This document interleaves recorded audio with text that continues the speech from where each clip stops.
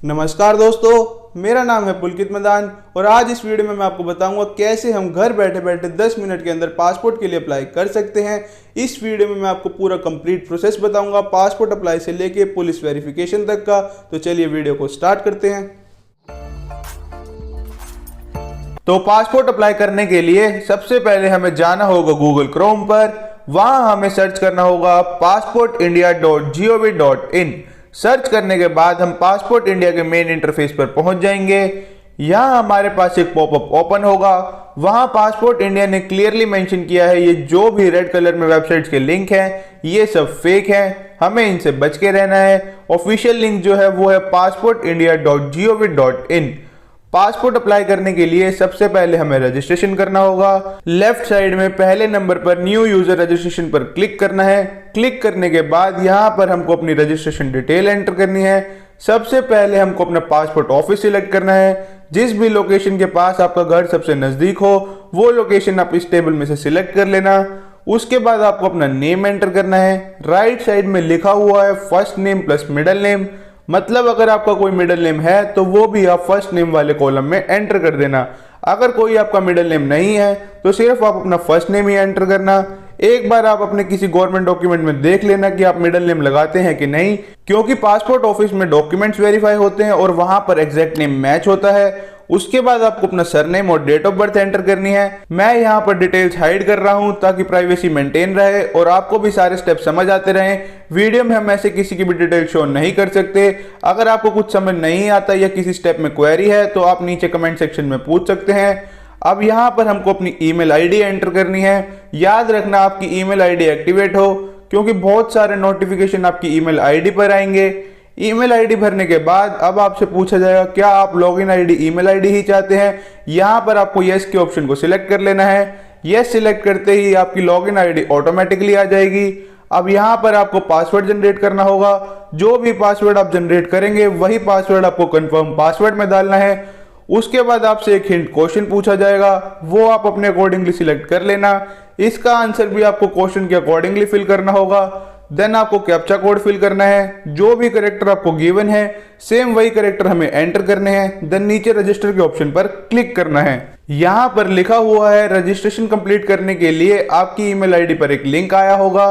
हम अपनी email ID open कर लेते हैं। जैसे ही हम अपनी ईमेल ओपन करेंगे आपके पास एक कांग्रेचुलेशंस का मैसेज आएगा। उसी मैसेज में एक नीचे लिंक भी होगा, उस लिंक पर आपको क्लिक करना है। क्लिक करने के बाद आपसे आपकी यूजर आईडी पूछी जाएगी। वहां पर आपको अपनी ईमेल आईडी डालनी है। देन सबमिट के ऑप्शन पर क्लिक करना है। यहां पर आपका अकाउंट रजिस्टर हो चुका है। अब हमें क्लिक हियर टू लॉगिन पर क्लिक करना है। लॉगिन आईडी में हमें अपनी ईमेल आईडी एंटर करनी है। देन कंटिन्यू के ऑप्शन पर क्लिक करना है। अब हमसे हमारा पासवर्ड पूछा जाएगा। जो हमने फर्स्ट पेज पर जनरेट किया था वही पासवर्ड हमें यहाँ एंटर करना है। देन हमें कैप्चा कोड फिल करना है। जो भी करेक्टर गिवन है सेम वही करेक्टर हमें एंटर करने हैं। देन लॉगिन के ऑप्शन पर क्लिक करना है। जैसा कि आप स्क्रीन पर देख सकते हैं हम यहाँ पर लॉगिन हो गए हैं। अब हमें पासपोर्ट के लिए अप्लाई करना है, तो हम सबसे पहला option apply for fresh passport select कर लेंगे। सिलेक्ट करने के बाद आपके पास दो ऑप्शंस आएंगे। हमें पहले वाले ऑप्शन पर क्लिक करना है। अब यहाँ पर स्टेट और डिस्ट्रिक्ट एंटर करनी है। जो भी आपकी स्टेट और डिस्ट्रिक्ट है वो आप अपने अकॉर्डिंगली एंटर कर देना। स्टेट और डिस्ट्रिक्ट एंटर करने के बाद आपसे आपका पासपोर्ट टाइप पूछा जाएगा। हम फ्रेश पासपोर्ट के लिए अप्लाई कर रहे हैं तो हम फ्रेश पासपोर्ट सिलेक्ट कर लेंगे।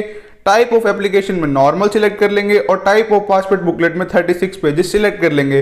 देन नीचे हमें नेक्स्ट के ऑप्शन पर क्लिक करना है। अब आपसे एप्लीकेशन डिटेल्स पूछी जाएंगी। वहां पर सबसे पहले आपको अपना नेम सरनेम एंटर करना है। देन आपसे आपका जेंडर पूछा जाएगा, वो आप अपने अकॉर्डिंगली सिलेक्ट कर लेना। उसके बाद आपसे पूछा जाएगा have you ever been known by other name, क्या आपको किसी और नाम से जाना जाता है। यहाँ पर आपको नो सिलेक्ट करना है। देन आपसे पूछा जाएगा कि आपने कभी अपना नेम चेंज करवाया है, तो यहाँ पर भी आपको नो सिलेक्ट करना है। उसके बाद आपको अपनी डेट ऑफ बर्थ एंटर करनी है। देन आपसे पूछा जाएगा is your place of birth is out of India, क्या आपका जन्म इंडिया के बाहर हुआ है। अगर आपका जन्म इंडिया में हुआ है तो यहाँ पर नो सिलेक्ट करना है। अगर इंडिया से बाहर हुआ है तो यहाँ पर यस सिलेक्ट करना है। उसके बाद आपसे पूछा जाएगा प्लेस ऑफ बर्थ, यानी कौन से शहर में आपका जन्म हुआ है, तो यहाँ पर आप अपने अकॉर्डिंगली भर देना। उसके बाद आपसे आपकी स्टेट और डिस्ट्रिक्ट पूछी जाएगी, वो भी आप फिल कर देना। देन आपसे आपका मैरिटल स्टेटस पूछा जाएगा। अगर आपकी शादी नहीं हुई तो आप सिंगल सिलेक्ट कर लेना, और अगर आपकी शादी हो गई है तो यहाँ पर मैरिड का ऑप्शन सिलेक्ट कर लेना। देन आपसे पूछा जाएगा सिटीजन ऑफ इंडिया बाय, यानी आप इंडिया के सिटीजन कब से हैं, तो यहाँ पर बाय बर्थ सिलेक्ट कर लेना। पैन कार्ड अगर आपका है तो पैन कार्ड नंबर एंटर कर देना, नहीं तो ये स्टेप ऑप्शनल है। उसके बाद आपको अपनी एम्प्लॉयमेंट टाइप डालनी है, यानी कहां पर आप काम करते हो। देन आपको अपनी एजुकेशन क्वालिफिकेशन एंटर करनी है। सबसे इंपॉर्टेंट है दोस्तों नॉन ईसीआर कैटेगरी। अगर आप 10th क्लास से ज्यादा पढ़े हैं तो यहाँ पर यस सिलेक्ट कर देना, और अगर आप 10th क्लास से कम पढ़े हैं तो यहाँ पर नो सिलेक्ट कर देना। देन आपको अपना आधार कार्ड नंबर एंटर करना है, ये स्टेप भी ऑप्शनल है, बट हम यहाँ पर अपना आधार नंबर डाल देते हैं। उसके बाद नीचे आपको आई एग्री में यस के चेक बॉक्स को टिक करना है। देन सेव माय डिटेल्स के ऑप्शन पर क्लिक करना है। यहाँ पर आपने जो भी डिटेल्स भरी हैं वो सब डिटेल्स सेव हो गई हैं। अब आपको नीचे नेक्स्ट के ऑप्शन पर क्लिक करना है। अब यहाँ पर एक पेज ओपन होगा, वहां पर आपको अपनी फैमिली की डिटेल्स एंटर करनी है। सबसे पहले आपको अपने फादर का नेम एंटर करना है, नेम बिल्कुल करेक्ट एंटर करना। देन आपको सरनेम एंटर करना है। उसके बाद आपको अपनी मदर का नेम और सरनेम एंटर करना है। देन आपको सेव माय डिटेल पर क्लिक करना है, फिर आपको नेक्स्ट के ऑप्शन पर क्लिक करना है। अब यहाँ पर आपसे प्रेजेंट रेजिडेंशियल एड्रेस की डिटेल्स पूछी जाएंगी, मतलब जहां आप करंटली रहते हो। सबसे पहले आपको अपना हाउस नंबर, स्ट्रीट नेम डालना है। उसके बाद आपको बाकी की सारी डिटेल्स डालनी है। लास्ट में आपसे आपका परमानेंट एड्रेस पूछा जाएगा। अगर है तो यस पर क्लिक करना होगा, नहीं तो नो पर क्लिक करना होगा। मैं यहाँ पर यस पर क्लिक कर रहा हूँ। देन आपसे पूछा जाएगा permanent address same as residential address, अगर है तो यस पर क्लिक करना, अदरवाइज आपसे परमानेंट एड्रेस की डिटेल्स मांगी जाएंगी।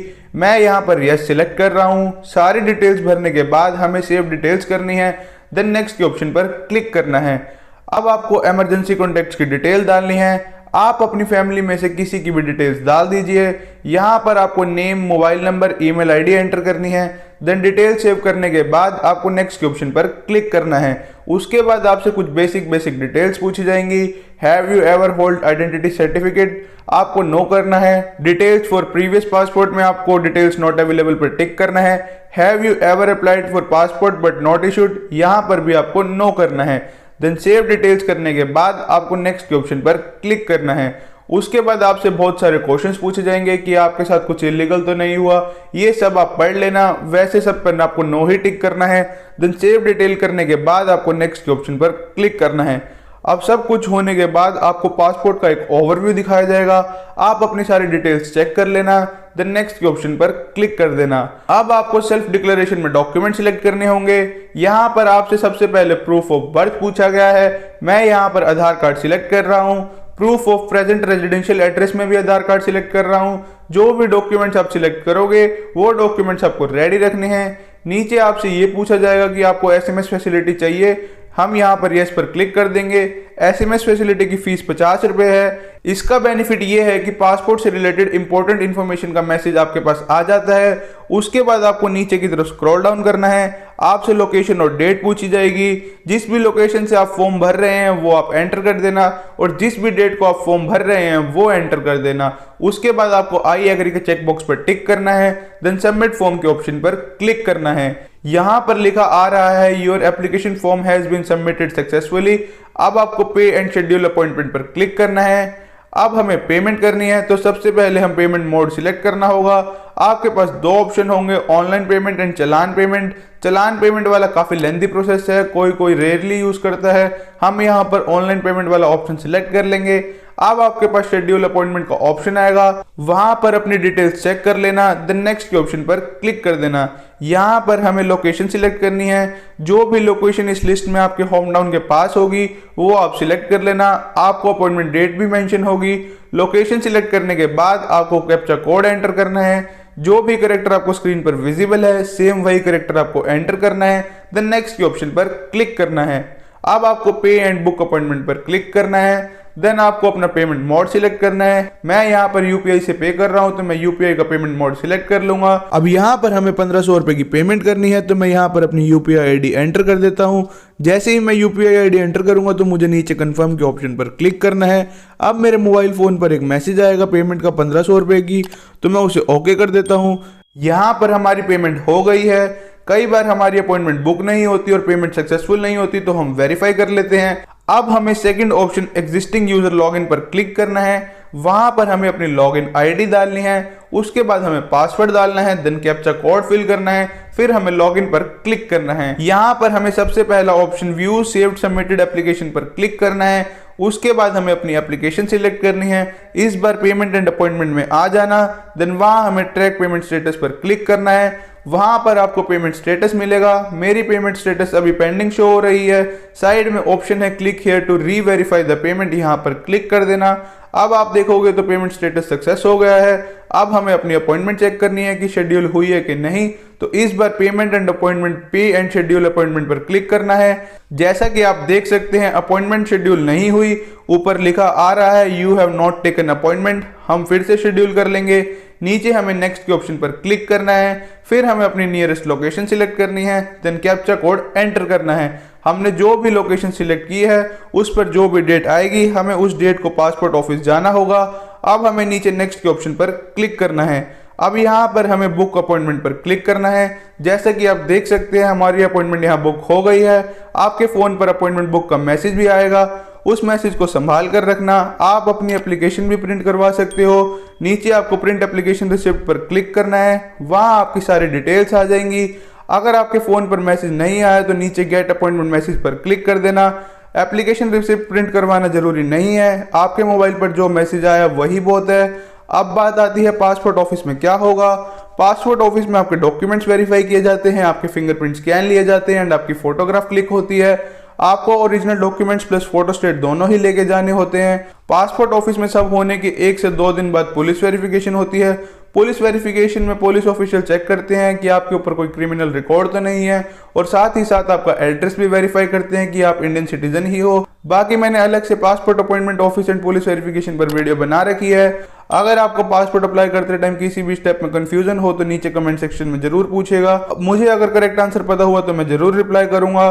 कमेंट सेक्शन में जो क्वेश्चन लोगों ने पूछे हैं उसका आंसर अगर आपको पता हो तो आप भी रिप्लाई करना, क्योंकि नॉलेज बांटने से ही बढ़ती है। So this is the end of the video. अगर आपको वीडियो अच्छी लगी तो चैनल को सब्सक्राइब और वीडियो को लाइक जरूर करना। Thanks and thank you all.